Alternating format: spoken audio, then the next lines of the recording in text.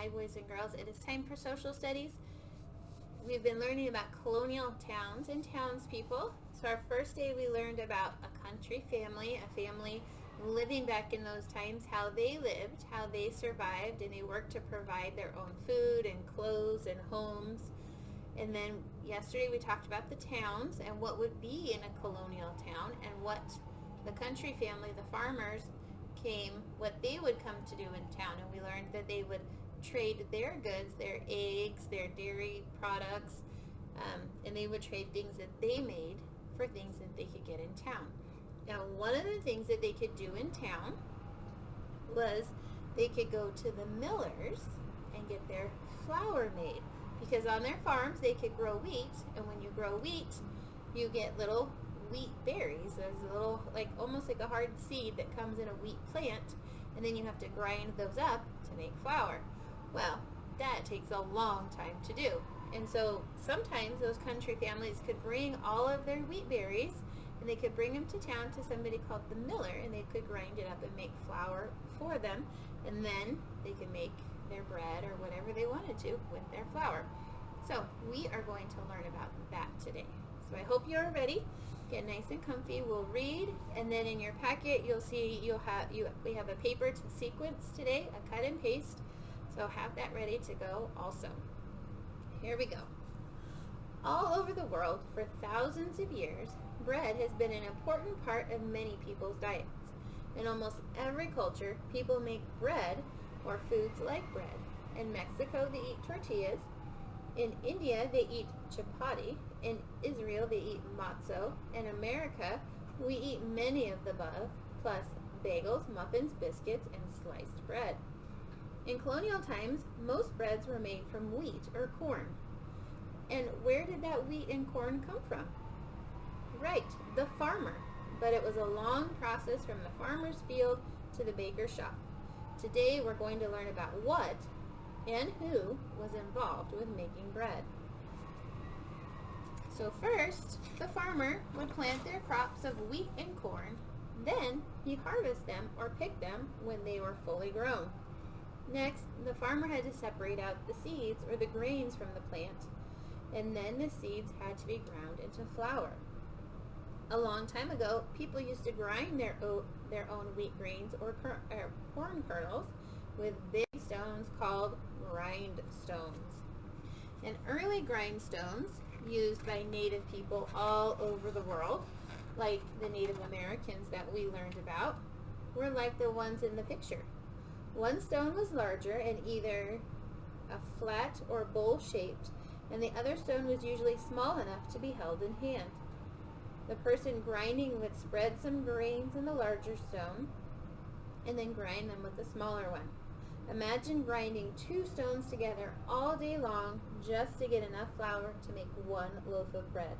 It was hard work, and eventually people found a quicker way to do the job, introducing the mill. And the mill had big grindstones like that. Mills existed in Europe long before people settled in America. A mill did the same thing as a person with a grindstone. It crushed the grains of wheat between two stones. The stones in a mill were called millstones, and they were very, very large, far too large for a person to lift. Instead of a person grinding those stones together, a giant machine grinds the heavy millstones in a mill together. And the bigger the millstones, the more grain the mill could crush into flour. Water mills were the most common type of mill in early America. They were built right on the rivers. So there is a mill, and the fast-flowing water made the big wheel turn around. The wheel was connected to gears that made the millstones inside the building turn. The heavy weight of the stones pressed hard to grind the grains. And the tradesperson, so the person whose job it was in charge of the mill, was called a miller. The miller would charge farmers money or some of their grains. They could trade, like we talked about them trading their goods, and to grind their wheat or corn into flour. The miller would grind the grain into flour, then collect flour into bags. A miller with a water mill could grind a bag more flour in one day than a flour with a grindstone could grind in weeks. So once the flour was ground, the miller sold some of it to the baker. Then the baker made bread, muffins, and cakes out of the flour that he got from the miller. To make dough, some of maybe your moms or grandmas or somebody that you know maybe still makes bread this way. To make dough, the baker mixed a lot of flour with a little bit of water and a little bit of salt. He also added a special ingredient called yeast. The yeast made the bread puff up and rise when it was baked. Next, the baker kneaded the dough. Kneading the dough is like pressing and stretching the dough together in lots of different ways to make sure that the ingredients are evenly mixed and the dough has the right consistency or texture. Certain kinds of breads had to be kneaded for a long time before the dough was ready to bake. So if you think about, like, sometimes when you guys use Play-Doh and you keep pressing on the dough, like if you want it to be flat or a certain shape, that's almost kind of like kneading dough, like kneading bread dough. So next, the baker shaped the dough either by patting it with his hands or rolling it with a rolling pin. Then it was time to put the bread in the oven. In the old days, ovens were brick or stone with a fire inside. Because they didn't have electricity, they couldn't just go turn the dial or push the button on their oven. They had to put the fire in there. And when the bread was just the right shade of brown, the baker took it out of the oven and let it cool for a while. Can't you just smell that wonderful aroma? That's freshly baked, warm, ready to eat. Bread is still made today in more or less the same way it was made in early America 300 years ago. The first step is making the dough. And bakers have to get up extra early, sometimes 2 or 3 o'clock in the morning, to start making dough and start baking bread for their customers. Even today in many parts of the world, hungry customers stand outside the bakery door first thing in the morning to buy their bread and other breakfast treats. There is nothing better than fresh baked goodies to start your day. Okay, we are all done with our reading. Oh, that looks delicious, doesn't it? And we are going to put in order how to make bread. So we're going to move our big book. Miss Barrett is going to help us. Are you guys ready? All right, Miss Barrett. All righty. Oh, and in your packets today, guys, your very last page was a blank piece of paper. So you might have seen it and thought, Mrs. Rogers made a mistake. This is for you to glue or tape your pictures onto, so you have an extra piece of paper. Okay. So I'm seeing 4 pictures here. So we have 4 pictures, and which picture with the wheat and the bread making, what did we say that comes first? Do you remember? I do. What You do guys we remember? What do we have to do first? We have to grow the wheat. So you can cut out your picture of the wheat growing.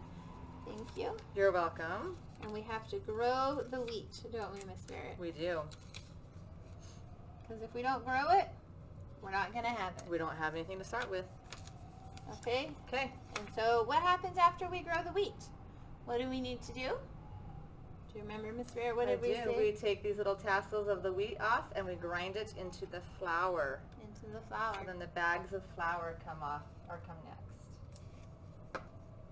So they would take them to the miller, or they would grind it themselves, which took a lot of work, and they would grind up the flour. And then after they grind the flour, you have flour, and then you are ready to make your bread dough with a few other ingredients. You're ready to make your dough. Are we going to fit in the, I'll go down here. Okay. I don't know if we'll fit all the way across. So there's our dough.